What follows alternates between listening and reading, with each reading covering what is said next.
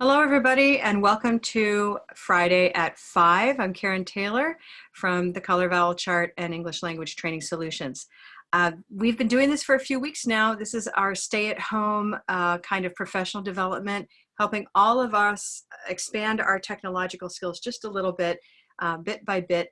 And today I'm really happy to have as a guest speaker, a guest host, Rebecca Wilner.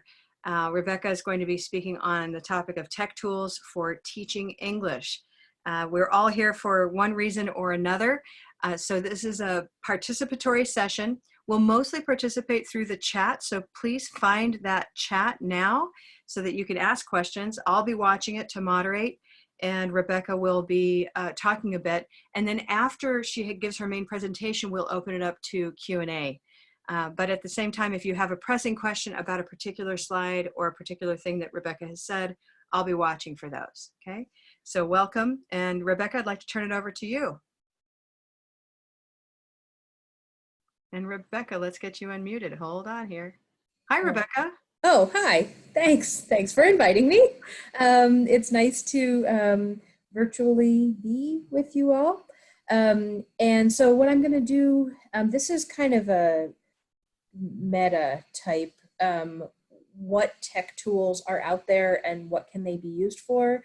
I'm not really going to get into the weeds of any particular thing, but I will give you some links that you can follow to find out more about different tools.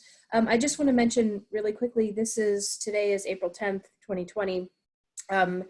It's possible that by tomorrow, April 11th, 2020, some of these things will have already changed because tech moves quickly. So these are things as of today. And, you know, I expect they'll be similar for a little while. But if you're watching a recorded version of this and it's not April 2020, be aware that some things may be slightly different. Okie doke. All right. So real quick today, I'm going to go through several categories of tech tools. The first ones that I'm going to talk about are learning management systems. So these are your things that your school or organization may subscribe to as an institution that all teachers are expected to use and that students are expected to be familiar with across their classes. And then I'm going to go through some tools to create webinars. You may not have to do this, but you may be pushing yourself a little bit or expanding what you do with education online, and this might be something that either you've heard of or that you might want to foray into. And then I'm going to talk very briefly about MOOCs and how to mooch off of them. And we'll talk a little bit more about that later. I'm going to give you some tools for screen capture, because that's something that I think is becoming increasingly useful as we teach more online. And then we'll talk very briefly about video conferencing tools. Many people are familiar with these already, and Karen has already given a great presentation about using Zoom. So I'm not going to say tons other than to just talk a little bit about which tools work better in different situations. And then we'll talk a little bit about protected communication, especially if you're working with learners who are under 18, or if you are working with people who you don't maybe want to have your phone number.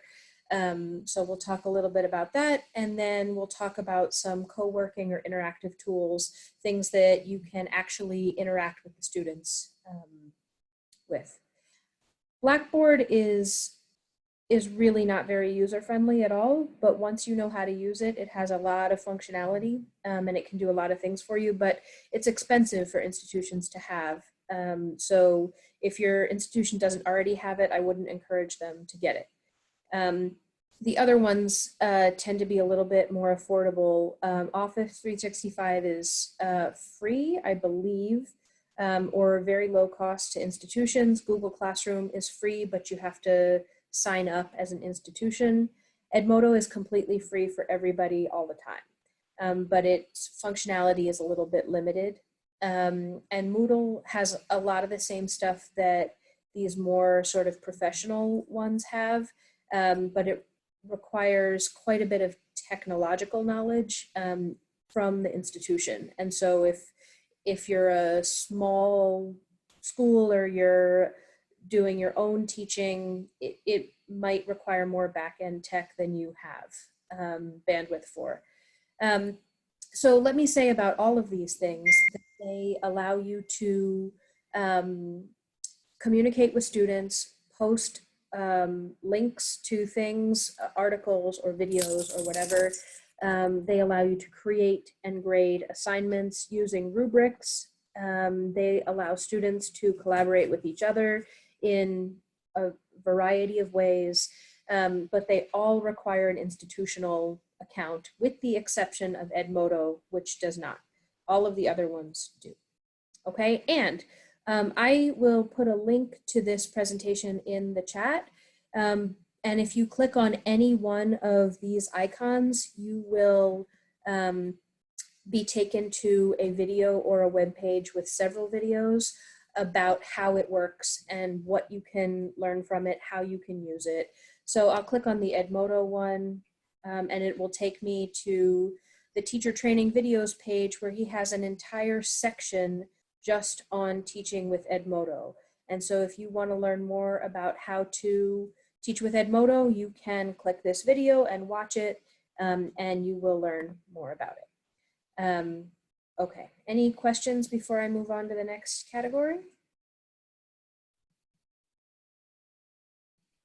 No. Okie doke. But apparently not. I'm watching the chat here to see how Okay. we're doing.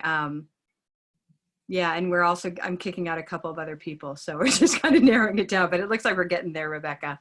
Okay. Yeah, anybody remember that you have the chat if you have questions. So, but again, I know we're doing kind of big picture stuff, Rebecca. So why don't we move on? Okay.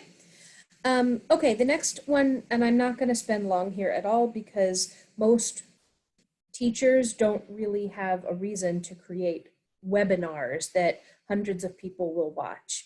But should you, these are some tools that you could use, or probably to be more relevant, you might attend a webinar using one of these things.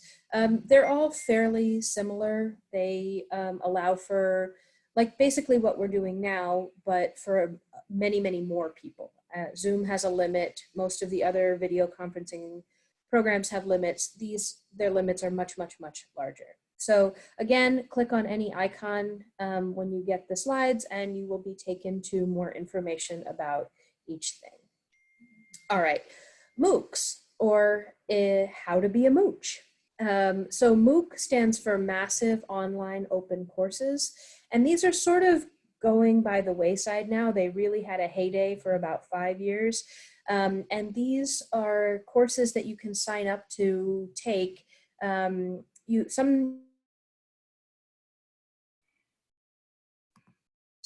you pay for, some are free. Erin. Hi. Hi. I'm muted. No, you're not. Okay, okay. Oh. Just got a thing. We can hear you. It says you are muted by host. Oh, that's weird. Let me double check you. I am unmuted by host. Okay. I'll just talk and somebody, Pretty sure people can hear. Okay. Yeah. Okay. If you can't hear me, somebody make something. Let's see. Okay, hold on. Okay. I can hear you, and you appear unmuted to me. Okay. These are courses that you can sign up to take, or that your students can sign up to take, that are free. And basically, it's just a series of videos or lectures with some assignments that either don't get graded or get automatically graded by a computer somewhere. They're not intended to be the same as a real course. And the reason I called this slide How to Be a Mooch is that I have enrolled in these sorts of courses with my students, and because there's really no support other than the video that they watch, well, we can watch them together, and then we can go through those questions that may come up together. We can discuss them. I can provide supplemental resources. It's certainly not instead of your own teaching, but it can be if you're struggling to find content that's useful to your students because now all of a sudden you have a whole lot more to do and it's all online. You can use these or parts of these things and assign them to your students. Both edX and EDUCAUSE have courses from lots of different universities. And so if you're teaching ESP or you're teaching academic courses and you want your students to listen to lectures or something that might be maybe just a little bit above their current level, just for them to get a sense of something, you want to practice listening for rhythm or listening for stress or, you know, for particular vocabulary, these might be resources that you could take advantage of since they are free. I also put TED in here. TED has a, I think most people are familiar with TED Talks. There's a YouTube channel of them as well, but TED Talks can also be really helpful for content, generating content to teach to your students. It's not instead of your teaching, it's a kernel that then you pop and elaborate on and build out. There's a question. Robin has a question. Yes. Can you stop these the playback at any point and then talk to your students and then start it again? Okay. Yes. And can you rewind and make it go over and over and over again? Yes. Beautiful. Thank you. If the course itself doesn't allow you to, I'm going to show you another tool in a minute that will. Good question. And actually, the nice thing about these sorts of things is that, like with any online learning, students do have the ability to slow down the speed that they're playing the video, or even to speed it up. If sometimes that, I don't know why they would want to do that, but maybe they don't have a lot of time and they need to listen to it faster. Or they can pause it and rewatch it. So all of these have that ability. Now, edX and EDUCAUSE are like huge organizations that do this, and some courses are free and some courses you have to pay for. So check that before you get really excited about any particular one. TED, I believe, is free all the time. And they have this new section called TED Ed, where lesson plans and quizzes are provided about the video. They're designed by teachers, they say. I don't always love them, so I usually look at them and then throw out, you know, 70% and keep the stuff that I like. But for me, it's a lot easier to adapt something that already exists than to recreate a wheel. And I'm finding myself now recording a lot of videos and just it being very time consuming. And so remembering that there's a lot of content that's already out there that can be used. Now there are other, let me say this as a blanket statement for the whole thing. These are some of just uncountable tools that exist. Yeah. And there are many more. And I may add a couple to the slide as we, you know, right after we finish that just popped into my mind. But just remember that there's content out there that you can use. You're not limited to what you personally can create. Okay, I'm going to move on here to screen capture because even though a lot of content already exists, there may be things that you need to add or things that you want to supplement or things that you need your students to hear or see from you specifically. So if you are not familiar with screen capture, it basically makes a video of whatever you're looking at on your screen. And a number of these programs, in fact, I think all of them, also have a toggle switch with your webcam so that you can be in the corner of the screen and students can see your face talking to them as you indicate something that's happening on your screen. You can, if you have a document camera, you can usually also toggle to that so that they can see you marking something up. Or if you have the ability to draw on your screen, you can annotate something that you're displaying on your screen. If you haven't had the chance, I'll put another link in here. There was a great presentation at Big TESOL and at WA TESOL a couple of years ago about using screencasting or screen capture to give feedback to students as well. So I'll link to that presentation so that you can show students their paper or whatever they've submitted if they submitted a video, and you can pause the video, comment on it, or as you read through their paper, you can make oral comments, or they can watch you type in your comment, and so you can just use 2 or 3 words and they can be reminded of the oral comment that you made. And then it feels a lot more like a conference and less like students applying their own intonation to your comments, which may make you sound angry to them when you are trying to be helpful and supportive. So a couple that I wanted to highlight are Screencast-O-Matic. This one, which is a free web-based one, it sits in your web browser. This is great, it's free, it's easy to use. There is an upper limit of 15 minutes.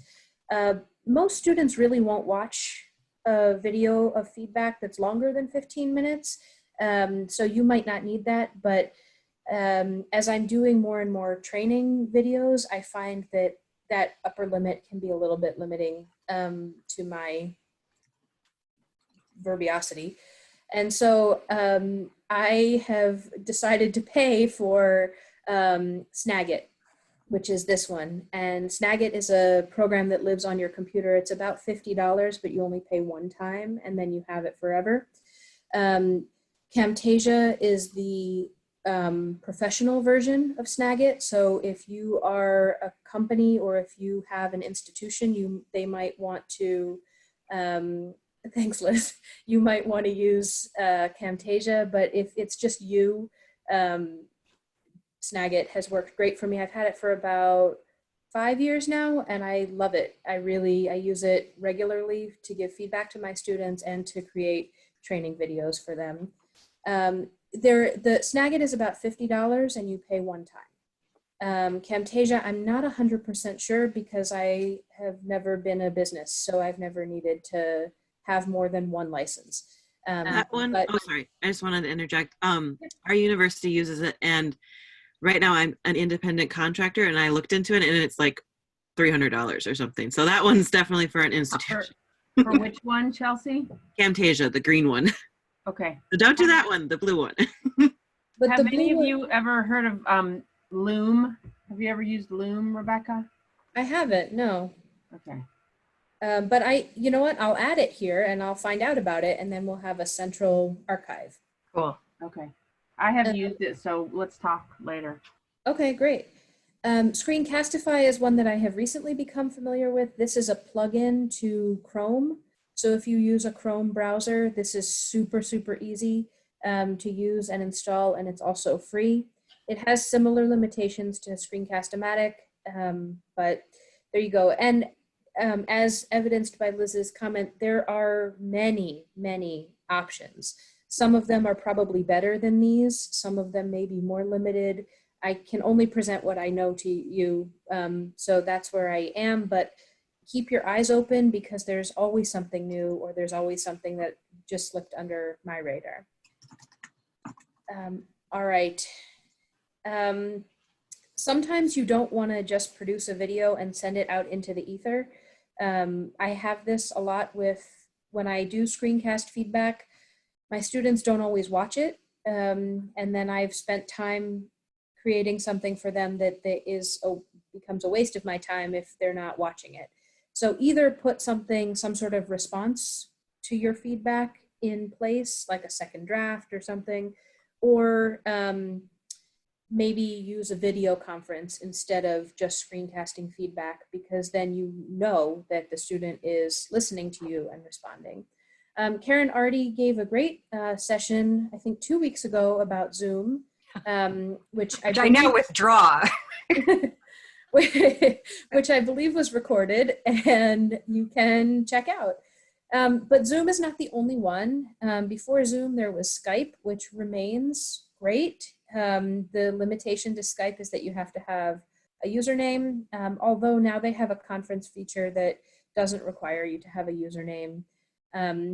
These two over here are Google Meet and Google Hangouts. It's a similar distinction. Google Meet is for a larger number of people. Google Hangouts is for a smaller number of people, but it's essentially the exact same thing. It's Google's response to Skype. So I'll mention these three along the top as a little bit more professional. We also have WhatsApp, and I think Wednesday Karen talked about a lot of stuff that you can do with WhatsApp, and I have found it in this COVID time to be the most reliable and successful way for me to communicate with my students on a sort of ad hoc, whenever they need me basis.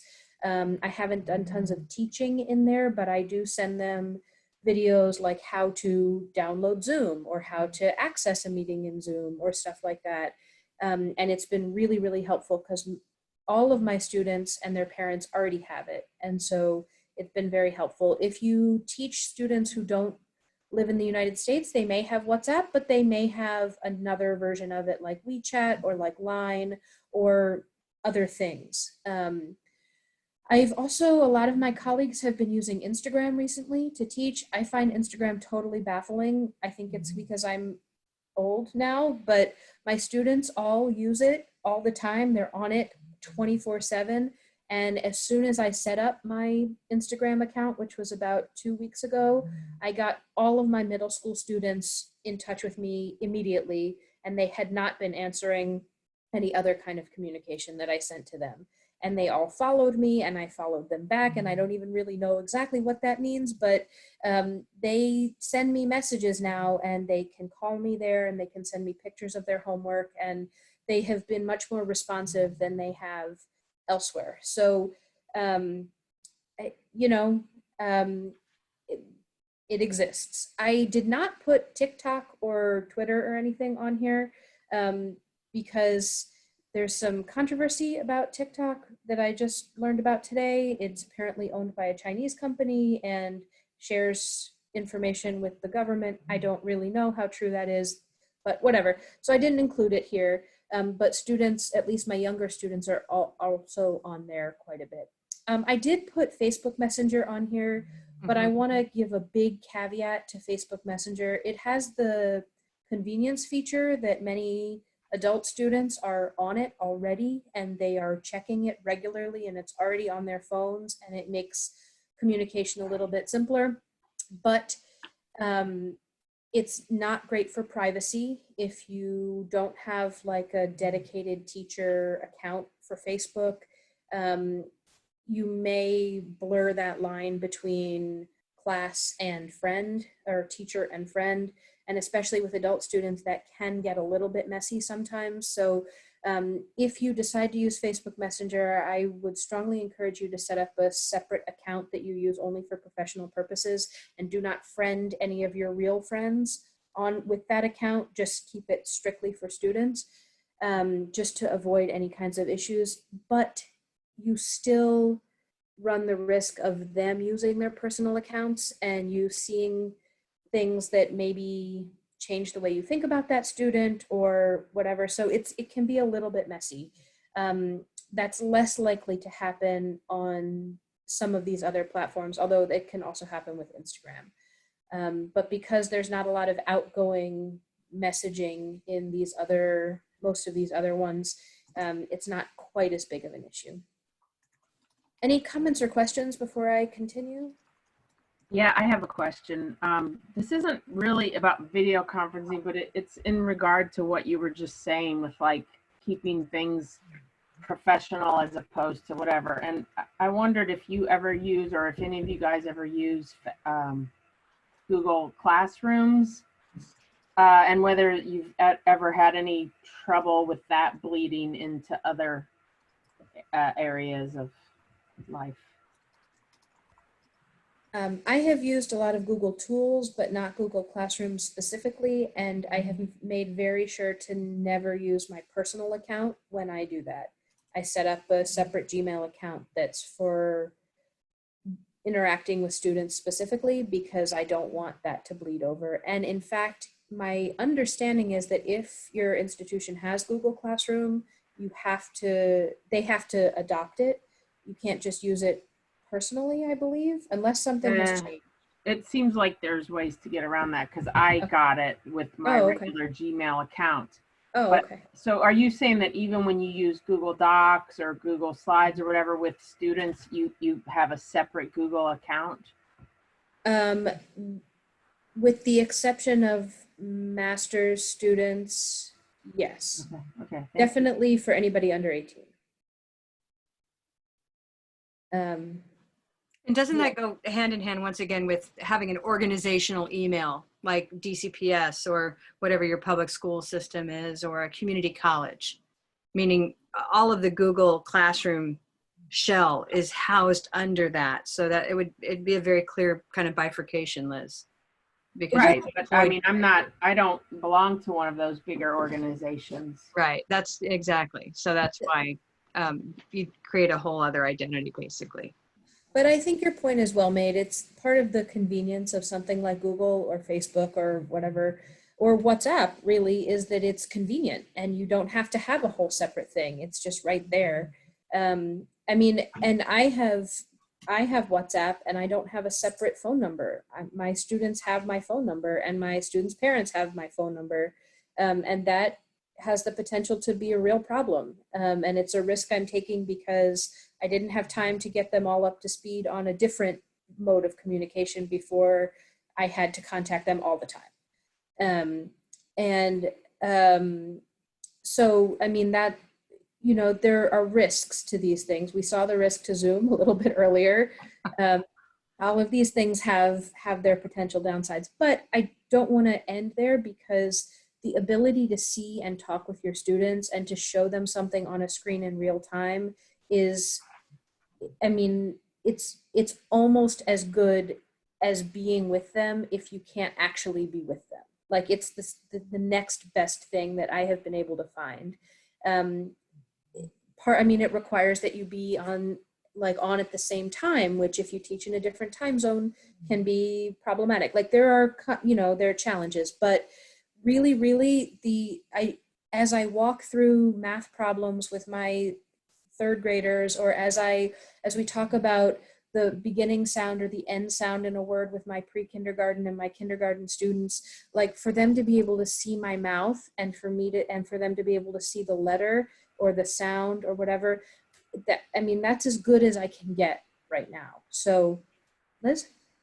Yeah, I want to make a comment about that, because I have noticed that not only for my students to be able to see my mouth, but I am seeing my mouth when I'm teaching pronunciation in a way that, like, I would never have a real class with a mirror in front of my face. I don't really look at my own tongue and inside, and it's like, oh wow, I can see what's going on in there. So, you know, like, I was in another workshop earlier this week, and the guy was challenging us to, like, yes, there's a lot of things you can't do. You know, we can't do what we are used to doing, but there are other things maybe that we can do that we couldn't do before. So I've been trying to kind of spin it that way, you know, and that's one of them that I noticed. Yeah, comment. I just noticed on Thursday night with my teaching pronunciation class, this is usually the point at which I bring out the mirrors and everybody has to look at their faces. And I didn't have to do that because they were all looking at each other's faces on Zoom, and it was awesome. And I could say, look, here, A is a diphthong. See the movement of the jaw? And they all went A. Oh yeah. And the and A have difference in height, and they said, oh yeah. So they could all see it happen. So that's something that actually works better on Zoom. That's right. Yeah. All right. I do, as I was talking here before about some of the challenges, they do have communication apps that protect your phone number or protect your email or protect your identity, and still allow you to communicate with parents. Ones that DCPS has been using are Remind and Class Dojo. These have been, we have been encouraged to use these by the district, and I've been really impressed with how much you can do with them. It's basically like WhatsApp, except they don't get your phone number. You can send videos, you can send text messages, you can send images, you can send all sorts of things. Oh, sorry, this is Google Voice, and I'm going to talk about that in just a sec. And you can organize it by class, so, or by group, and you can have groups within a class. So if you have, and you can, as an ESL teacher, you can be in mainstream classes. So I have, for example, Miss Alexander has me in all of her classes. And so when she sends a message, I can follow up with the parents of those kids who may need translation, or who may need a simplified version, or who may need the essential details just sent to them without all of the context, because it's a lot of English and they may not have access to it. So these are both pretty great. And they're, again, any icon you see, click on, and there should be more information about it for you. This is Google Voice, and Google Voice is a phone number that you can get for free. You can link it to your cell phone, but students call what they think is just a regular number. They think it's your phone number, but it's not actually your phone number. And you can set times that you want it to ring, times that you don't want it to ring. They can call, they can text, they can leave a message, and you can get all of those in an email. So if a student calls you at 3 o'clock in the morning, your phone isn't going to ring. If they leave you a message, you'll get an email that says, so-and-so called and they left you this message, and it says, teacher, oh my God, help, I locked myself out of Blackboard and now I don't know what to do, and blah, blah, blah, blah, blah. And you don't have to deal with that until you're ready to. So that's really great. And then they also don't have your real phone number, which can be useful if you work with folks who are under 18, or folks who maybe have different understandings about when it's appropriate to contact their teacher. Talking Points is another app that does the same sort of thing as Remind and Class Dojo. I don't know whether you can organize it by class, but the really nice thing about Remind, Class Dojo, and Talking Points is that it has this translate feature. And so you can type your message in English and you can hit translate and select the language that people need to receive the information in, and it will auto-translate it. It's about as good as Google Translate. So if your message is very simple, like no class tomorrow, that will probably translate effectively into whatever language you're trying to translate it into. If it's really in-depth, you know, it's a gamble. I have looked at French translations, Spanish translations. I have it on somebody's authority that the Chinese translation was okay. Apparently Amharic is not good. So, you know, basically I put these up here so that you know that if you need to keep your information private and you don't want your students to have your real information, you have options.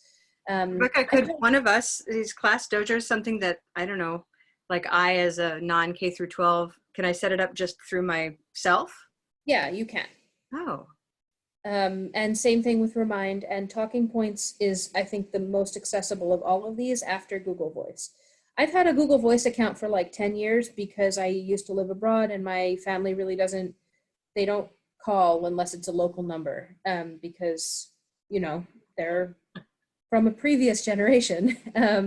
And so I just set up a local number for where my parents lived, and they could call me no matter where I was in the world. And I could link it to whatever cell phone I happened to have in whatever country I happened to be in, and it would just ring like a local call, or they could leave a message and I could call them back later on Skype or somewhere else. So, you know, all of these are a little, you know, from app to app, they're a little bit different and they take a little bit of getting used to. What I don't recommend that's happening right now is that everybody's using all of them and it's a little overwhelming. So whatever you decide to do it and stick to it, at least for a semester, so that everybody can get on the same page, and encourage other people to use the same one as you're using. Like, you know, if you're teaching level 3 at your community college, you know, try and get everybody on the same, using the same system so that it's not a lot for people to manage, or they don't have to always install a new app every time they switch classes or whatever. All right. So the last section here is co-working and interactive tools. Karen talked last Friday about Flipgrid, which is pretty great and can do a lot of wonderful things. My problem with Flipgrid is that there's no private video feature. Like if you post it, everybody can see it. But I think it's great. I've taught with it. I've used it quite a bit. Kahoot, you can do via distance, and you have been able to for a while, and you don't necessarily have to create your own quiz. They have a lot of quizzes out there that you can use. They're great as warm-ups or discussion starters. Doesn't have to necessarily be an assessment. It can just be an icebreaker type thing. I had virtual class with some 6th graders last week, and they begged. They were like, can we just do a Kahoot until everybody gets here? And I was like, sure. So I found one. It took me about 3 minutes to find one about main idea and details, which is what they happen to be working on. We went through that. They really liked it. Okay. Quill, I don't know if people are familiar with this, but this is like upper, I would say intermediate to advanced grammar and writing. And Are you talking about Quizlet or Quill? Oh, sorry. I can't see the right side of my screen, so I'm talking about Quill, but indicating Quizlet. So thank you for clarifying that for me. Quill over here is intermediate to advanced grammar, and they have little lessons that students can watch and then some practice that they can do, but teachers can assign it. So you can say, Chelsea, you got to work on past perfect, so I'm going to give you this. Liz, I want you to spend some more time with conditional, so I want you to work on this a little bit. And you can assign it to people, or you can assign it to the whole class. It can get a little bit repetitive. So, I mean, it depends a little bit on how you're going to use it. There's some pretty good videos on their website. Obviously, the videos that they have are to sell you on it. It's free, but you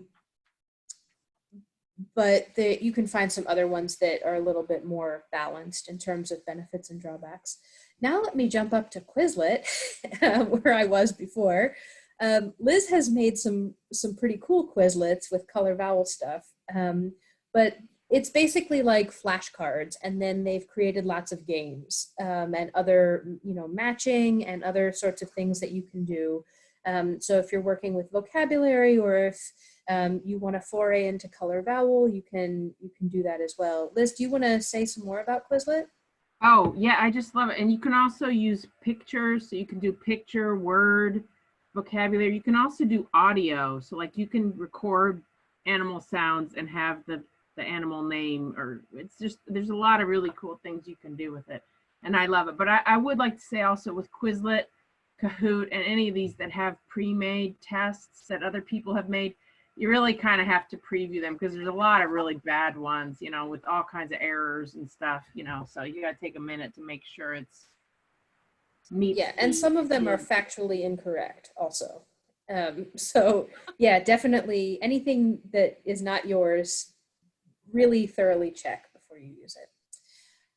So let me talk about Play Pause It for a second. This is something that I just learned about last week. In Play Pause It, you can create what's called a bulb, and essentially you can edit, or you can make your own video, or what's really cool is you can take a video that already exists, import it, and then you can stop it and comment and auto rewind. So Robin, when you were asking before about the MOOCs, is there a way to like stop it and rewind it?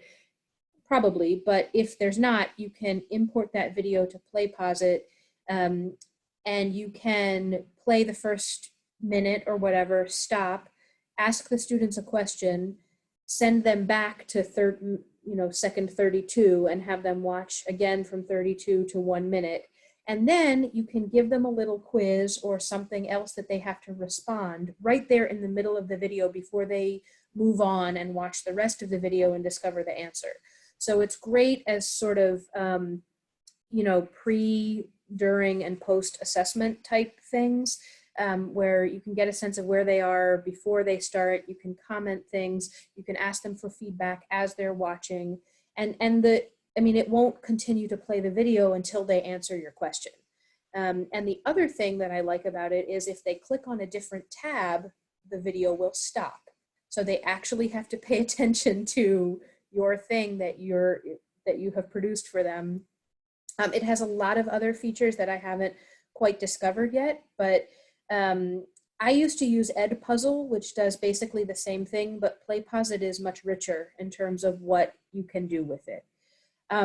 I don't believe that you have to have an institutional account. I think you can create, in fact, I have created just a regular personal account, but if you link it up with your Google Classroom or with your Microsoft Teams or with whatever else you happen to be using, it integrates pretty seamlessly with most learning management systems. So it gives you a little code, you plug that code in, and your students can click right from whatever learning management system you happen to be using into the bulb. They do the thing that you ask them to do, and then it takes them right back to where they were in your course. So they've really done a good job so far of making it not only accessible, but really deep in terms of its functionality. So I wanted to highlight that a little bit. So all of that was PlayPosit, right? Yeah, all of that was PlayPosit. That's a super exciting tool. I mean, I can't wait to give that a try. Edpuzzle is a little bit lighter version of that in that you can import a video, stop it, you can edit the video, or in terms of like you can't change the video that already exists, but you can cut it, you know, so if you don't want them to watch the whole 20-minute video, you can give them the 5-minute segment that you want them to focus on. But you can stop it and comment. You can stop and ask a question. You can highlight something. You can show them what that person is doing with their mouth. You can show them a markup, whatever. So Edpuzzle, lighter version of what PlayPosit can do. I'll talk about Padlet penultimately. Padlet is basically a bulletin board, an online bulletin board or sticky board where you can post a question and students can answer that question. And it really does look like a bulletin board. And students can put their own things up there. They can either start a discussion question that people can answer, or you can use it like as a parking lot. If you're showing them a video, if you're doing a video conference and you want them to check in, or somebody has a question, you say, I want to answer that, but stick it in the Padlet so I don't forget, and we'll check that before we're done. So that's a pretty great one. It can work asynchronously as well as synchronously. You just send out a little link. So that's a pretty great one. And the last interactive tool that I wanted to talk about is VoiceThread. And VoiceThread is, I think has been around longer than Flipgrid, but does similar kinds of things where students have an account, so it's like a little protected community. You post something, you can post a picture or a text or a video or whatever else, and students comment on it. They can comment in video, they can comment orally, they can comment by writing, they can post their own picture in response, and then it plays like a video. So you'd push play and then you'd see the original thing with the question, and then you'd hear Liz's feedback, and then you'd hear Robin's feedback, and then you'd hear Now's feedback, and it just goes through like a video so you can listen to everybody's thing. What I like about VoiceThread that Flipgrid doesn't have is that students can submit a video directly to the teacher, or the teacher can submit a video directly to students. So if I needed to give Liz feedback about something that she had done, I could do that directly without everybody seeing it. So that's what I wanted to say about those things. This is by no means all of the ways that you can interact with students. There are 100 different, probably more than 100 different ways that you can work with students electronically or online. These are just ones that I've worked with that I thought were kind of cool and that I thought were functional across a lot of different subjects. And for students who maybe don't have computers, because I have noticed that, well, Kahoot is an app on your phone, Quizlet is an app on your phone, PlayPosit, there's an app for your phone, but you don't necessarily need one in order to engage with the content that's on there. Edpuzzle just modifies videos, so you don't need an account for that. You just send out like it would be like a link to a YouTube video or something. So a lot of these things are available for folks who don't have computers or whose Wi-Fi is maybe not the greatest.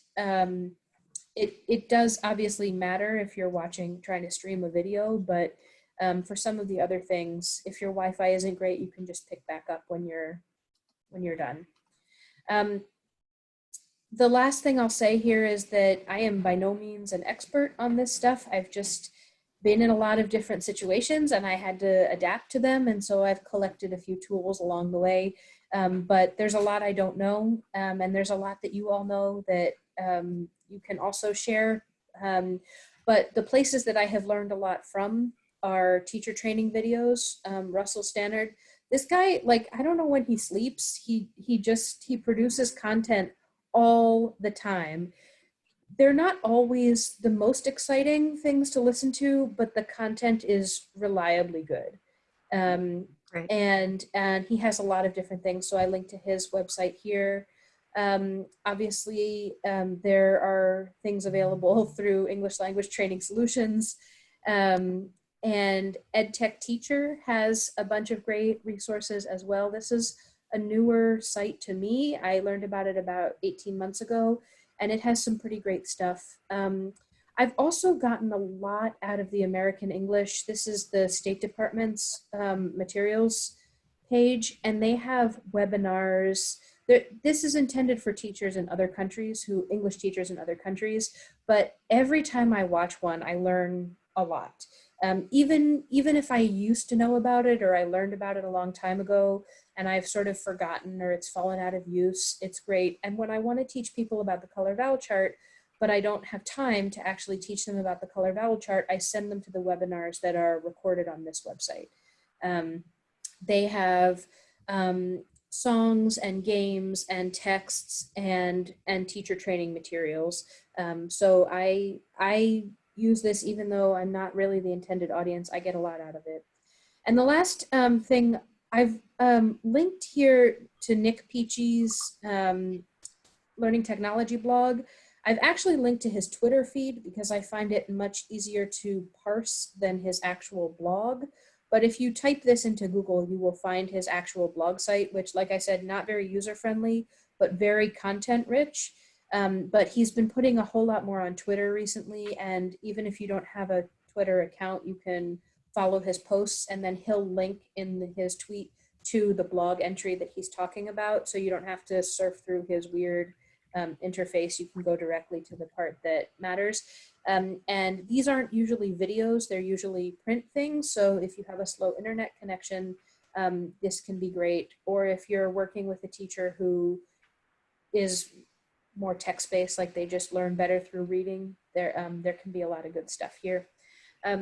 So I wanted to mention those things and then see what other things you can add for the good of the group, or if there are any questions that I can answer. So many great resources. I know a lot of folks are just, I mean, I'm taking notes. I'm like, check out this, check out that. Rebecca, before we continue with questions, and I know we have some, just remind folks, we're going to be taking this slideshow, right? Oh yeah, let me do that right now, as a matter of fact. And it contains links. So, you know, you don't have to go look for those things because Rebecca's already made each one of these things a link. Hang on, let me figure out how to stop sharing. Oh, here. Here we go. The Yeah. red stop share button. We'll do it. Okay. Well, while do you want to look for something, Rebecca, or you want to tell them what you've done? For what? With respect to links and just making this available. Oh yeah, I'm just gonna put the link in the chat. Yeah, so we'll make a link to it. It's a Google slideshow, and then all the notes are there, and she can add pieces to it as we continue. Yeah. So Chelsea, let's see. Chelsea's just mentioned to everybody a feature that, would you like to just mention it, Chelsea? The play puzzles, what's it called? Oh, so Liz was asking which feature I was saying it's similar to. So right now I'm designing some online courses for a university up here in Michigan. And we're using H5Ps because I can't get into the studio right now to film instructional videos. And we actually found it was really useful because I use a lot of tools at once. So I use Screencast to film my screen while I am recording a video and going over grammar points. And then I input it into our Moodle platform. And there's a H5P feature that allows me to do comprehension checks throughout the video. So I think it's similar to the play pause it, and I wrote it down so I could check out to see if play pause it was also maybe when I don't have access to the institution stuff. Another thing I didn't mention that you made me think of, Chelsea, is using Google Forms or Microsoft Forms as quizzes or as check-ins for students at the beginning of a class or at the end of a class, just to see what they've gotten out of a lesson. I'll stick those in. I'll make a slide for that as well, and I'll stick those in here because I thought about it and then thought, no, people probably know, but I'll stick it in there just in case somebody's not familiar. Yeah. And earlier, Now asked a question about Microsoft Teams. Rebecca, could you speak to where that fits in the grand scheme? Sure. Microsoft Teams is kind of like Google Classroom, but you access it with a Microsoft account instead of a Gmail account. But it essentially does the same sorts of things. It actually is kind of like Zoom, except that you can create assignments and you can add rubrics to those assignments, and it will populate a grade book that you can use. So if you want your students to all be in a sort of protected space where they have to have an institutional login, or they have to be affiliated with something, that's a nice, it's a nice alternative to Google. It's a little clunkier than Google. I found it to be not quite as user friendly, but pretty rich in terms of what you can do with it. And they have, I think I linked to a video that will walk you through what it looks like and sort of what you can do with it. Thank you, Rebecca. Sure. Any other questions or other tools you want to be sure are mentioned? You all have been stalwart and brave. I want to thank Rebecca for being our, fearless leader on this, and for everybody who gave me both, on my phone and in private chat, all these different tips, including Liz, who is always a font of, of knowledge. So thanks. Well, and I just want to say too, like, I know at least a couple people were really freaked out by that, but it's just kids being stupid, like I don't want anybody to feel like, oh, that was so horrifying. Like, we have to acknowledge it was disturbing, but it's, well, what's strange to me is just how predictable it was. It was exactly like they described it. Yeah. Talking about Zoom bombers. And Rebecca mentioned, learn anything new? Rebecca mentioned Russell Stannard. He actually has just done a video on Zoom bombing and how to avoid it. I haven't watched it yet. I'll watch it right after this. Yeah. And, we're about to celebrate my dad's 82nd birthday on Zoom, and I think I'll look at that video before. I might want to check that out. Yeah, I might want to check that out. Because I do know, I know that we lost a few people today. I know Jennifer stepped out of the room to see if she was disgusted, and then she couldn't get back in. So, we lost a few other people. I kicked a lot of people out, and they may not have been the culprits. So the good thing to know is I'm going to download this video. I'm going to edit out, the annoying, disturbing first part, and then let's splice it together and we'll work it out, because there's so much good content here and it's definitely worth keeping. Okay. Next week, I want to just do a little, again, a thank you to Rebecca. I think we have a lot here. Thank you. That's an understatement. We have a lot here. We have an incredible amount that was just presented, and I think we'd love to do this again sometime and dive into certain tools. I think all this the screen capture stuff and the video, and that stuff is very interesting to me. I don't know about you, but those caught my attention. So any other comments on today's session, just to finish up with, and then I want to highlight what's going on in upcoming weeks? Yes, I have one other comment. I don't want to open up a Pandora's box, but just to let you know what's coming up for me. I'm teaching a lot of kids in China, and now after having focused the last 3 weeks on all this kind of like, Quizlet and using the Blackboard and teaching them how to annotate, I got the note today that they're worried about the kids' eyes because the kids are in class all day looking at these screens.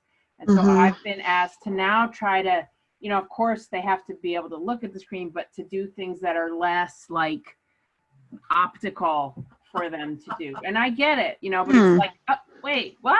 Okay. We just learned how to do all this. Let me regroup.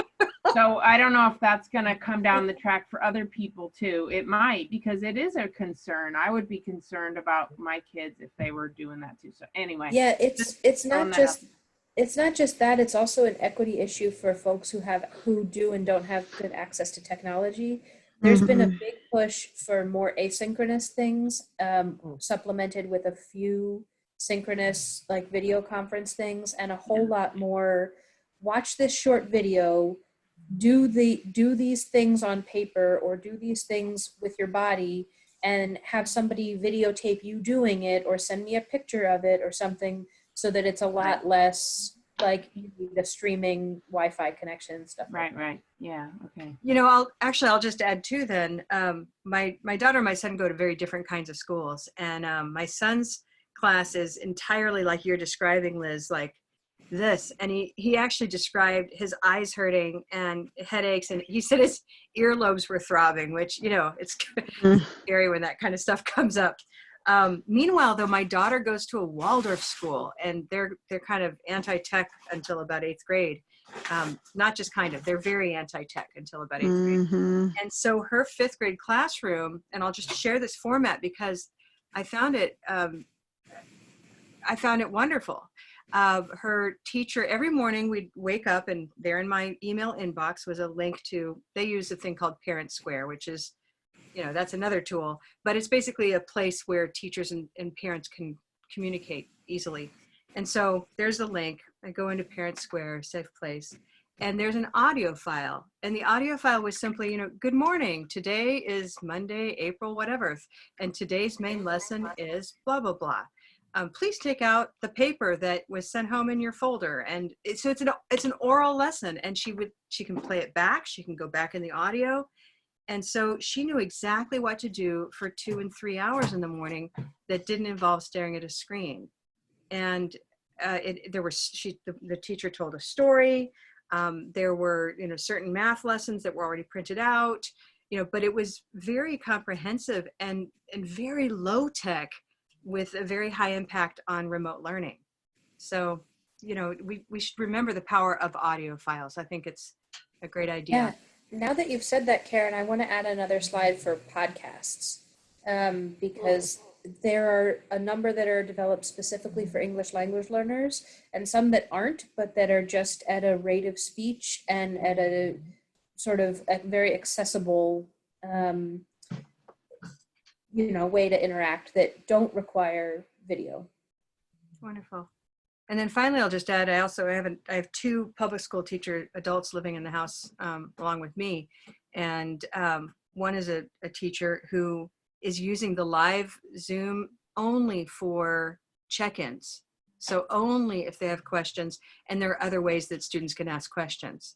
So she too is very mindful of the equity issues and just basically makes it an optional tool, but everything else is delivered through other means. I think it's email. Which I also don't think she feels confident that everybody can access, but that's more about equity, which is a huge topic.